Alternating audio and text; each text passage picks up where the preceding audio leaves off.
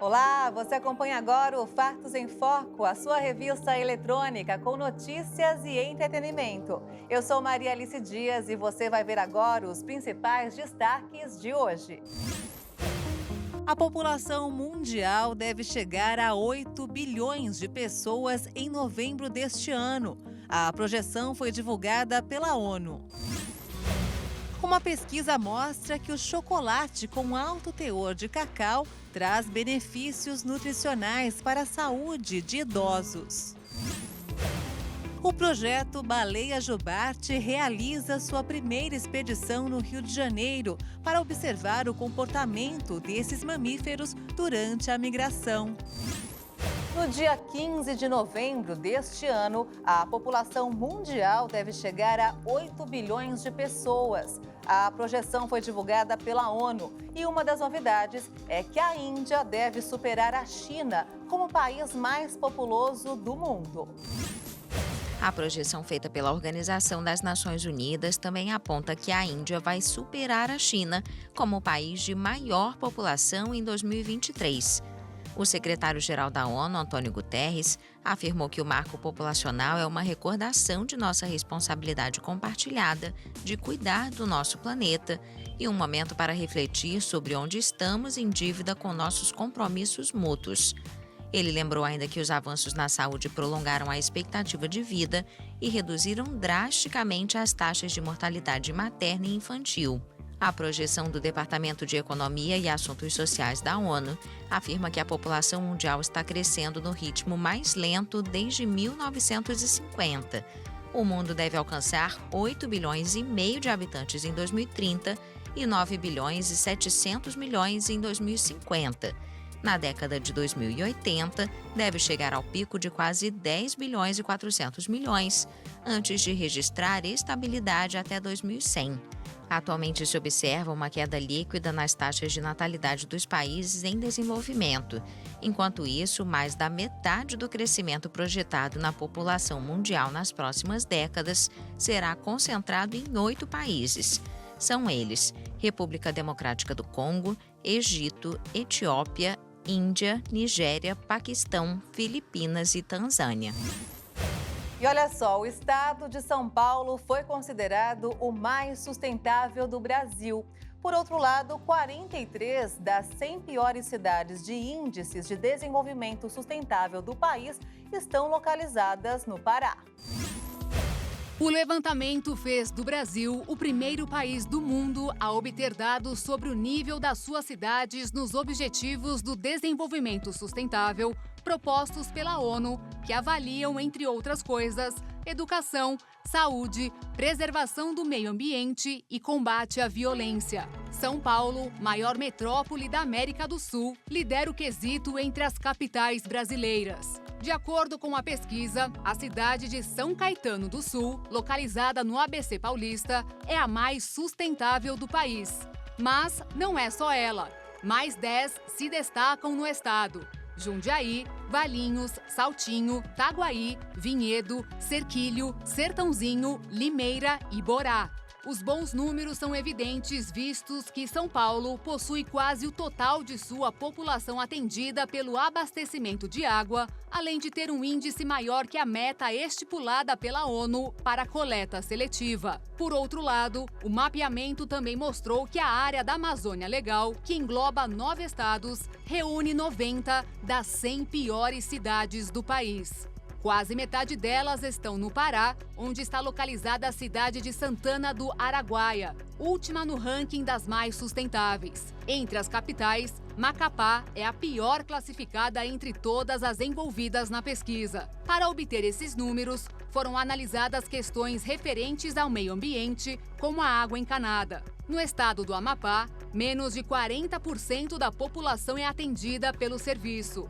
Números distantes dos 85% estipulados pela ONU. Os chineses ganharam 2 anos de expectativa de vida em média, já que a poluição do ar caiu 40% entre 2013 e 2020, segundo um novo estudo. O país reduziu em 40% a quantidade de partículas nocivas no ar entre 2013 e 2020, de acordo com um relatório realizado por satélite, apresentado em junho pelo Instituto de Política de Energia da Universidade de Chicago. Em 2013, a poluição do ar no país asiático atingia níveis extremos, com pouco mais de 50 microgramas por metro cúbico de partículas poluentes, registro 10 vezes maior do que o limite recomendado pela Organização Mundial da Saúde hoje. A diretoria dos programas de qualidade do ar, do EPIC, chamou o evento naquela época como um apocalipse do ar, que conscientizou as pessoas sobre o nível extremo de poluição. Diante da gravidade da situação e risco sério à saúde, o governo chinês declarou guerra à poluição do ar. Alguns planos, como proibir novas usinas de carvão nas cidades e reduzir a produção de ferro e aço dos automóveis, foram feitos. Em meio à pandemia da Covid-19, as restrições e confinamentos também auxiliaram a reduzir a atividade industrial e os transportes. A poluição em Pequim é superior à de Nova York, Londres, Madrid e México. Durante o momento em que vivemos a chamada epidemia da nicotina entre os jovens, a Anvisa manteve a proibição da venda, importação e publicidade dos cigarros eletrônicos. O posicionamento da agência foi definido durante uma reunião realizada por videoconferência. A votação, que aprovou uma avaliação de impacto regulatório sobre o produto, foi unânime. O cigarro eletrônico é um dispositivo que vem sendo cada vez mais usado, especialmente entre os jovens, e está criando uma geração de indivíduos dependentes de nicotina. A decisão da Anvisa torna legítima a defesa da agência contra os dispositivos eletrônicos que causam vícios. Para reforçar a negação sobre o produto, os diretores da agência devem lançar uma consulta pública à sociedade sobre o uso dos dispositivos eletrônicos para fumar. Segundo estudos, eles levam a uma maior chance de desenvolver sintomas respiratórios, como a falta de ar, chiado no peito e broncoespasmos, mesmo com pouco tempo de uso. Além disso, faltam pesquisas que mensurem o impacto desses dispositivos eletrônicos na saúde pública, a médio e a longo prazo. O uso, inclusive, gera chances até 3 vezes maiores de levar os jovens usuários a migrarem para o cigarro tradicional. Os pesquisadores da Universidade Estadual de Campinas, em São Paulo, testaram com sucesso uma técnica que permite avaliar em tempo real como e com que eficiência os novos medicamentos com potenciais de serem validados se ligam a proteínas-alvo de bactérias vivas e assim criam novos antibióticos.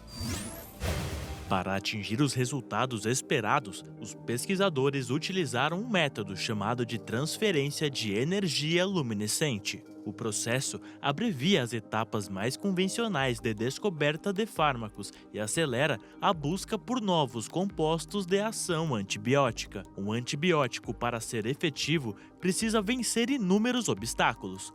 O primeiro deles é atravessar as membranas externas da bactéria e entrar na célula. Depois, é preciso permanecer no interior do micro-organismo, driblando as bombas de proteínas que forçam a saída de agentes antimicrobianos e também as enzimas modificadoras de antibióticos. Atualmente, as duas principais estratégias para identificar e desenvolver novos antimicrobianos são os ensaios bioquímicos e os ensaios celulares.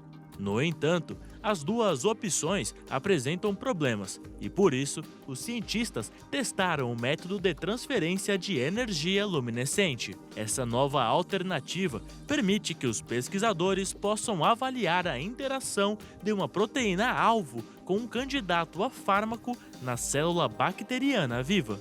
A novidade abriu um novo horizonte de pesquisa em química medicinal, permitindo o estudo, sobretudo, no chamado ensaio de engajamento, que avalia o comportamento de pequenas moléculas na célula. Embora todos esses resultados sejam promissores, a técnica tem algumas limitações. É preciso que ligantes da proteína-alvo com mecanismos de ação conhecido estejam disponíveis. Os próximos passos do estudo são ampliar o uso da técnica para outros patógenos bacterianos e parasitas.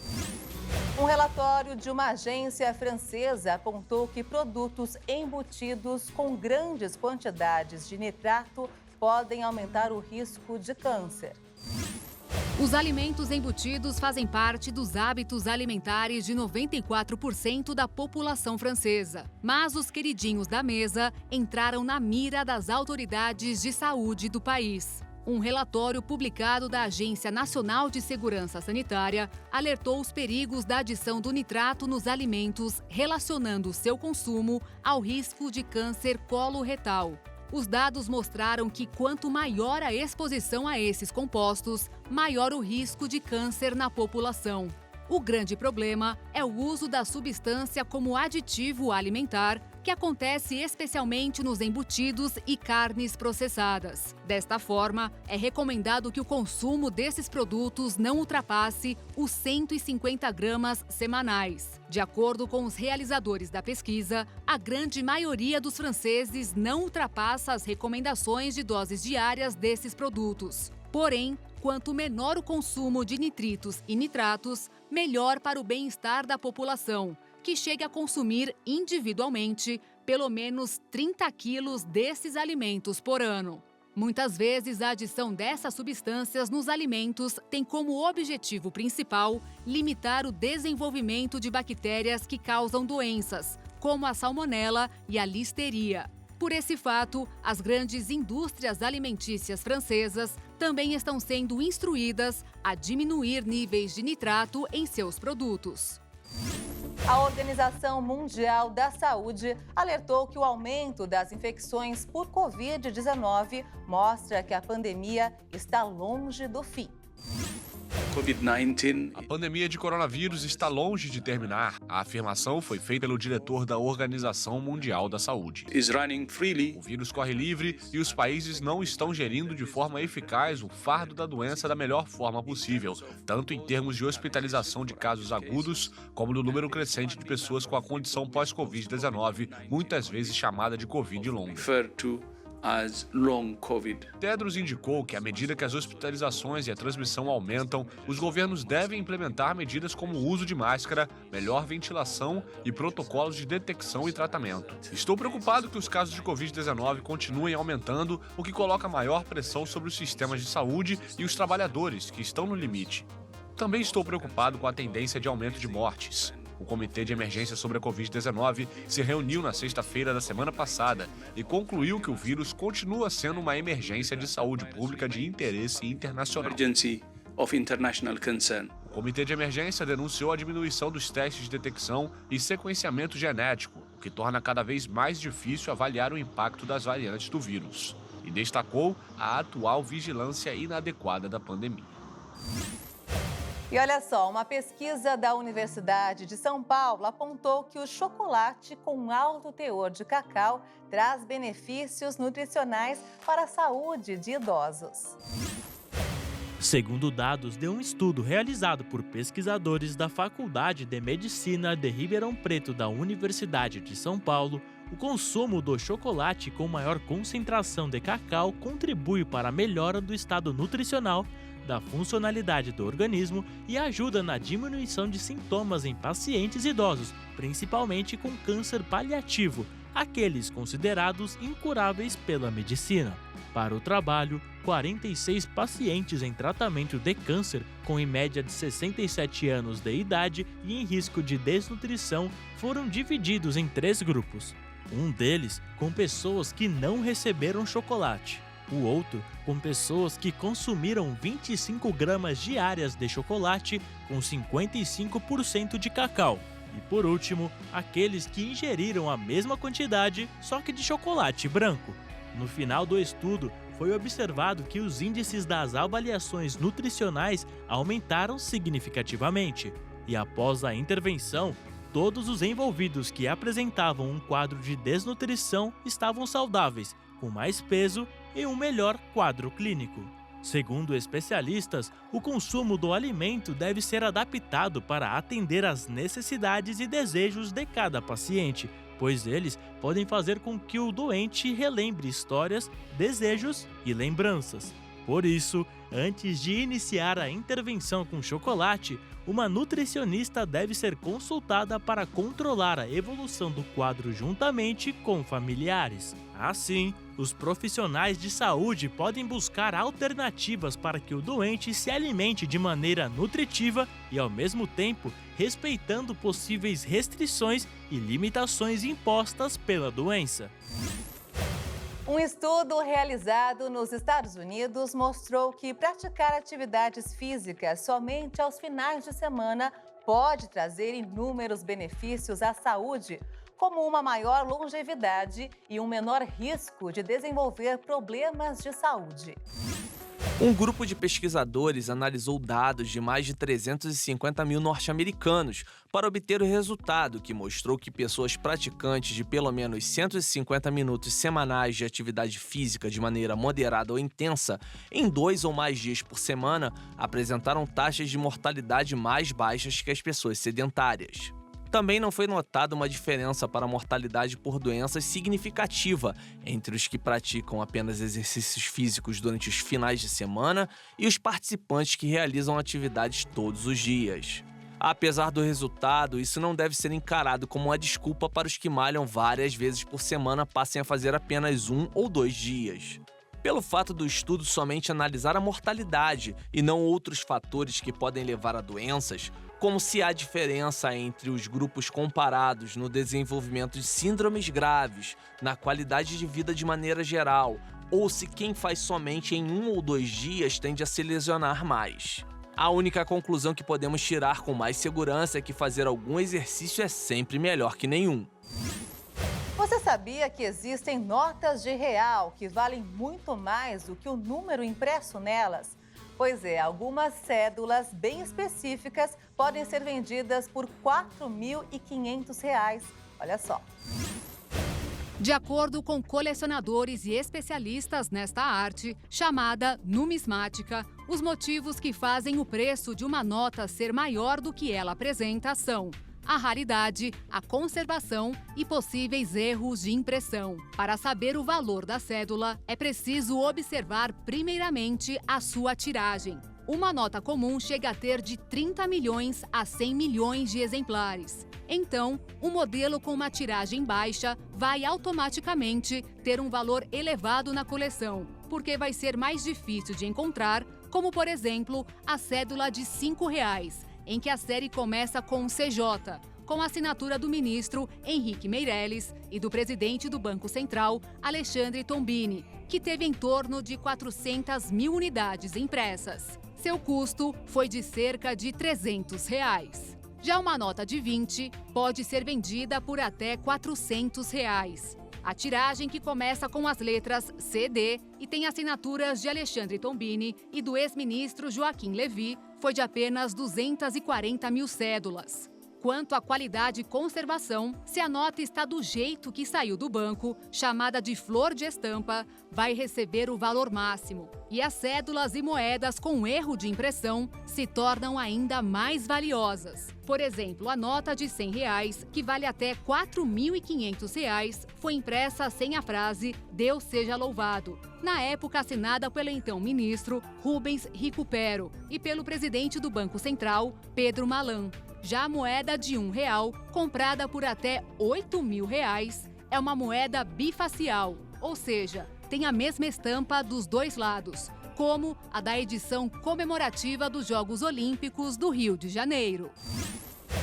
Um grupo de paleontólogos anunciou a descoberta de uma nova espécie de dinossauro carnívoro na Argentina.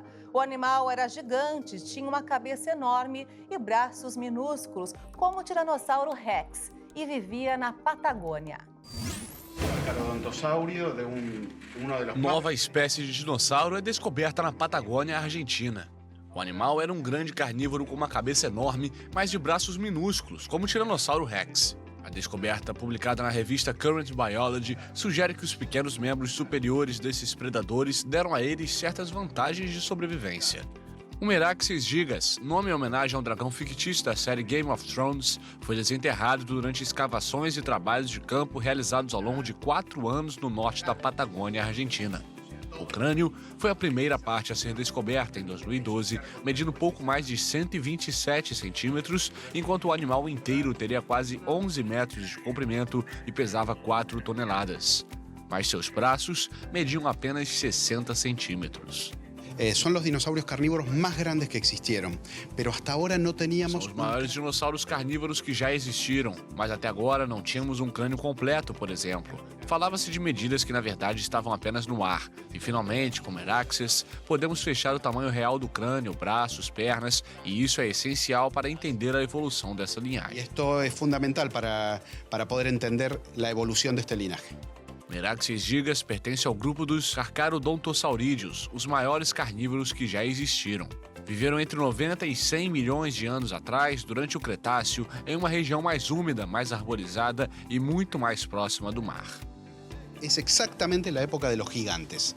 É exatamente a época dos gigantes. Não há dinossauros antes ou depois tão grandes quanto naquela época. Então estamos aprendendo sobre os tamanhos dos maiores dinossauros do mundo. De los tamaños de los dinosaurios más grandes del mundo. Acredita-se que algumas espécies de predadores gigantes tenham desenvolvido braços minúsculos, mas poderosamente musculosos, porque obtiveram certos benefícios. Eles poderiam ser usados para apoiar a fêmea durante o acasalamento ou para se levantar após um descanso ou queda. O projeto Bombeiros do Amanhã existe há quase 30 anos na região norte de Campo Grande, em Mato Grosso do Sul. E ele tem vida longa, certamente por causa do grande interesse da meninada. Prova disso é que existe uma fila de espera de cerca de 150 crianças e adolescentes. Nas aulas de taekwondo, a preparação física. Manter o condicionamento em dia faz parte da rotina desses meninos e meninas do projeto Bombeiros do Amanhã, desenvolvido no Parque Tarsila do Amaral, no Jardim Vida Nova, em Campo Grande. O Bombeiros do Amanhã foi criado em 1993 e oferece hoje 60 vagas para crianças e adolescentes de 8 a 14 anos de idade. Eles passam a manhã toda envolvidos em várias atividades aqui no projeto. Mesmo não sendo bombeiros por formação, eles aprendem ordem unida, passos compassados ao comando de um integrante do projeto. Assim, eles entram em contato desde pequenos com a questão da hierarquia, um dos pilares da formação militar e importante atributo em algumas relações. Adriele já foi aluna. Hoje, aos 20 anos, ela trabalha na parte administrativa do projeto e ajuda na formação da garotada como educadora social.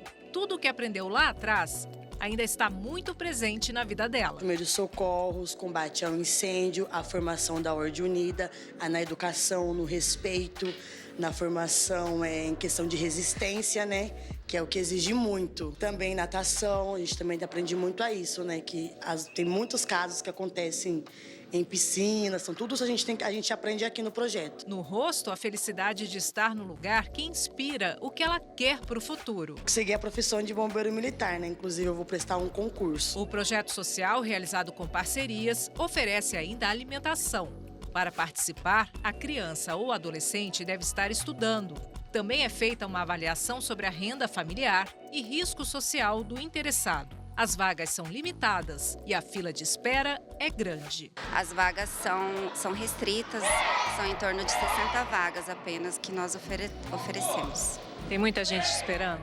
Muito. Em torno de 100 a 150 pais ali, crianças, aguardando uma vaga.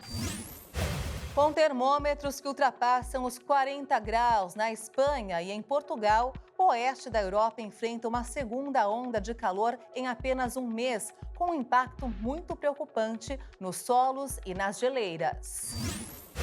Em Sevilha, na Espanha, os termômetros marcaram 46 graus hoje. Alimentados pelas altas temperaturas, vários incêndios florestais avançam em diferentes partes do país. Um deles, na região oeste, já queimou 2.500 hectares de vegetação. Em Portugal, o risco de incêndio levou as autoridades a fecharem o Parque de Sintra, localizado a oeste de Lisboa, onde vários palácios atraem turistas de todo o mundo. A onda de calor também afeta a França e deve se espalhar para outros países da Europa Ocidental e Central. No Reino Unido, a agência meteorológica emitiu um alerta laranja para possível calor extremo a partir de domingo.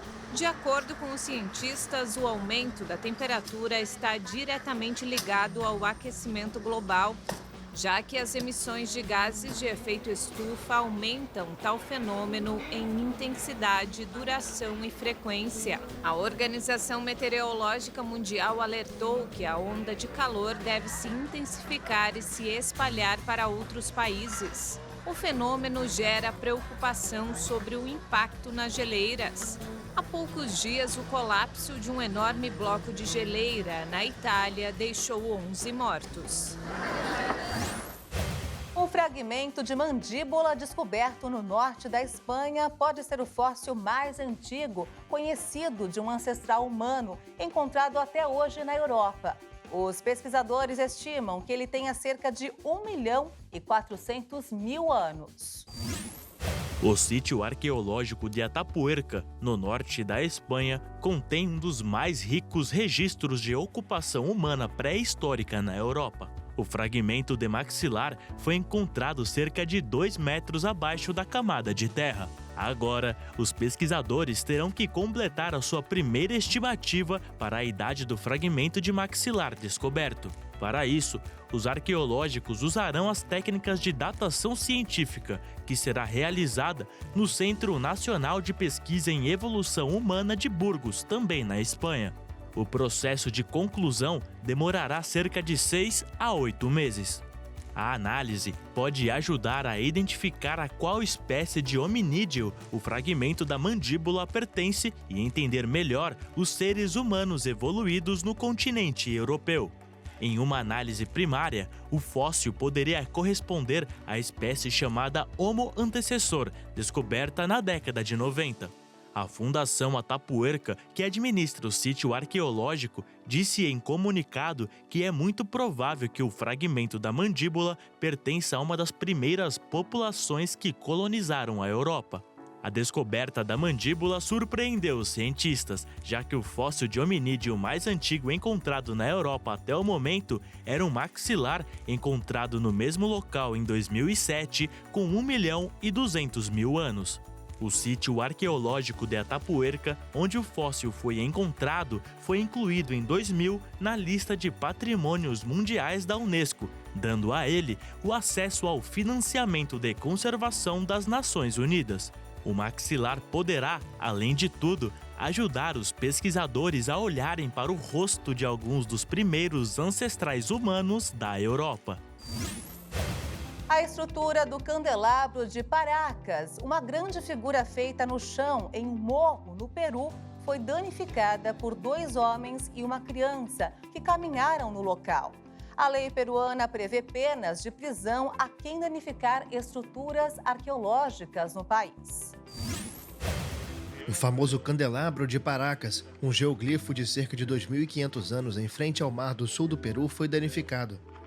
De acordo com autoridades, 2 adultos e uma criança caminharam no final de semana sobre estes desenhos na terra de 170 metros de comprimento por 60 de largura, além de 1,20 m de profundidade.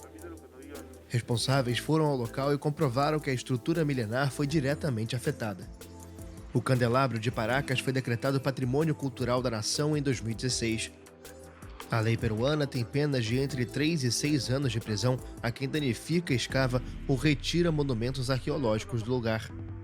Os funcionários do candelabro encontraram rastros de pegada que vão da parte baixa até a parte alta em zigue-zague.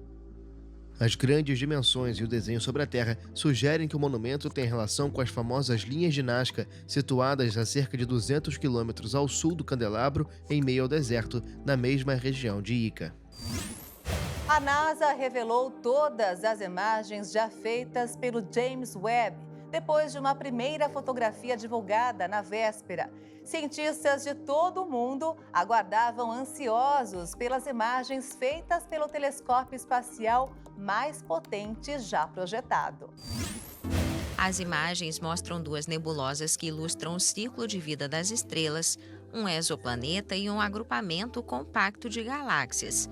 O diretor da NASA, Bill Nelson, afirmou que cada imagem dará à humanidade uma visão do universo que nunca vimos antes. O James Webb é uma joia da engenharia no valor de 10 bilhões de dólares e o telescópio espacial mais potente já projetado. Esta primeira apresentação pretendia dar uma visão geral de suas capacidades nesta área, fruto de uma grande colaboração internacional e em projeto desde a década de 1990. O telescópio está a 1,5 milhão de quilômetros de distância da Terra. Ele tem combustível suficiente para operar por 20 anos e cerca de 20 mil pessoas trabalharam neste projeto no mundo todo. O Zoológico de Londres alugou um equipamento de tomografia para realizar o diagnóstico de um leão asiático com infecção de ouvido. O animal de 180 quilos, de uma espécie ameaçada de extinção, apresentava otites com frequência. O equipamento foi alugado para evitar que Bano, um leão asiático de 180 quilos, tivesse que ser sedado e transportado para fora do local para realizar exames. Mesmo assim, o animal precisou ser anestesiado e foi carregado por 6 pessoas. Fizemos isso colocando um caminhão com aparelho de tomografia para que pudéssemos mover Bano com segurança apenas da toca para o local e de volta para a toca, o que foi seguro e confortável para todos, em vez de levá-lo para longe. Graças ao exame, foi possível descartar problemas sérios como um tumor ou uma infecção profunda. Segundo especialistas de várias partes do mundo, o problema era um canal auditivo esquerdo muito estreito, propenso a obstruções e infecções. Os veterinários aproveitaram o efeito da anestesia para limpar profundamente a orelha do felino antes de levá-lo de volta para a sua toca. Na República Democrática do Congo, pelo menos 7 pessoas foram mortas por hipopótamos desde 2019. O aumento no número de vítimas tem provocado revolta por parte da população e, de acordo com ambientalistas, a espécie tem sofrido com extermínio em massa. Nas margens do rio Ruzizi, que divide a República Democrática do Congo do Burundi, os moradores precisam urgentemente se entender com seus vizinhos, os hipopótamos. Esta moradora da aldeia de Katogota diz que viver lado a lado é muito complicado. Ela não esquece o que aconteceu em 2017, quando perdeu o mais velho de seus 8 filhos. Os hipopótamos e eu somos inimigos, porque eles tiraram meu filho de mim quando ele tinha apenas 16 anos. Ele era um menino muito esperto e era o orgulho da nossa família. Meu filho era muito inteligente e já estava no 2º ano. Estava pronta para vender minha casa, para financiar seus estudos, mas os hipopótamos o mataram. Desde 2019, pelo menos 7 pessoas foram mortas por hipopótamos e outras 6 ficaram feridas. Entre elas está este agricultor, que ainda não consegue acreditar que sobreviveu a um ataque.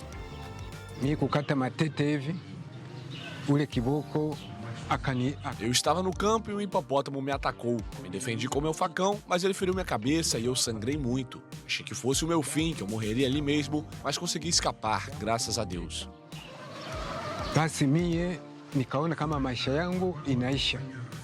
Os conservacionistas dizem que o problema é que os humanos se estabeleceram nas margens dos rios, onde os hipopótamos costumavam ir em busca de comida.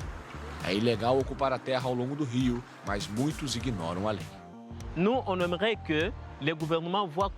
Gostaríamos que o governo visse como esses animais podem não ser um perigo para a população, porque são úteis para nós locais, mesmo que tenham sido agressivos. Mas nós nos beneficiamos desses animais.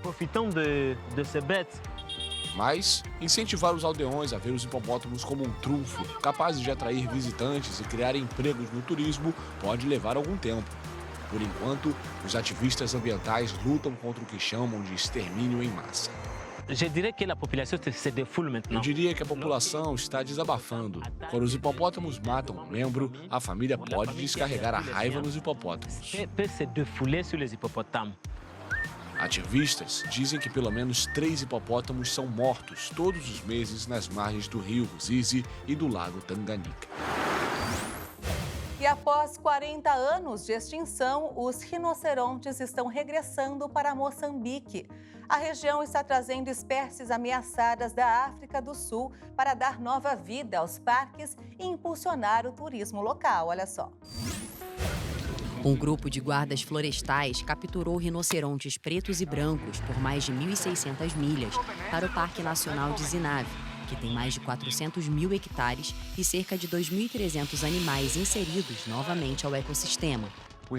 Os rinocerontes estão extintos no Parque Nacional Zinave há muitos anos, pelo menos 60 ou 70 anos, e estamos basicamente vendo um retorno de rinocerontes para aquela área. Eles são importantes para o ecossistema, que é uma das razões pelas quais estamos movendo-os por toda essa distância e fazendo todo esse esforço para levá-los até lá. A fundação, que é responsável por conduzir a operação, disse que o grupo pretende realocar mais de 40 rinocerontes nos próximos 2 anos para Moçambique. O feito histórico também pretende beneficiar a emergente indústria de ecoturismo no país, segundo as autoridades da região. Os números da vida selvagem foram duramente atingidos por uma guerra civil de 15 anos, que terminou em 1992, e também pela caça clandestina.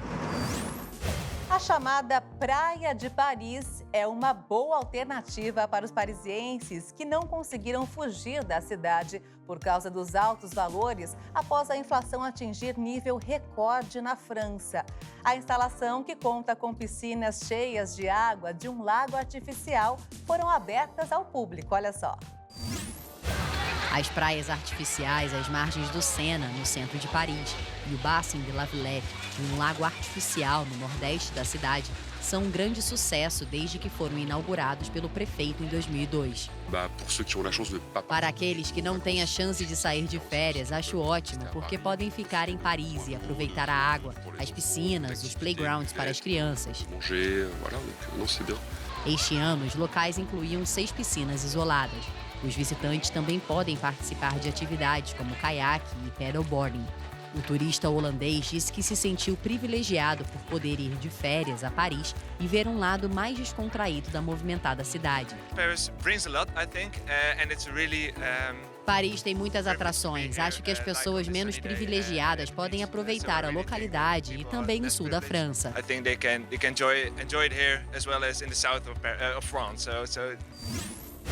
O projeto Baleia Jubarte realizou sua primeira expedição no Rio de Janeiro para observar o comportamento dessa espécie de mamífero durante a migração.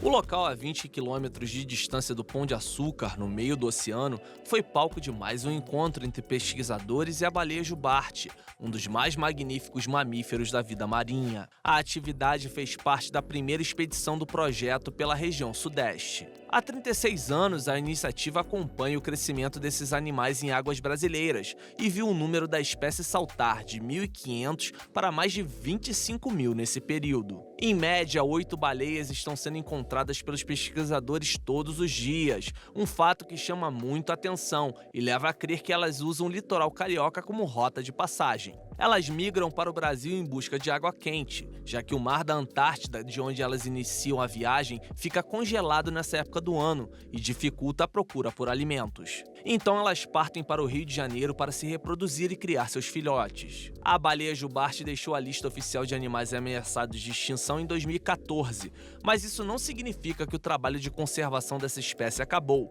já que com o aumento de baleias, aumentaram também os conflitos com humanos. Agora a tendência é ter mais casos de baleias presas em redes de pesca, acidentes com embarcações e de encalhamentos. Os animais começam a vir para o Rio de Janeiro em junho e chegam à Cidade Maravilhosa entre julho e agosto. Juntas, elas sobem pelo litoral até chegar ao Parque Nacional Marinho dos Abrolhos, na Bahia, onde permanecem de 4 a 5 meses. E o Fatos em Foco fica por aqui. Se quiser rever as reportagens desta edição, acompanhe as nossas redes sociais. Obrigada pela sua companhia e um excelente fim de semana para você. Tchau!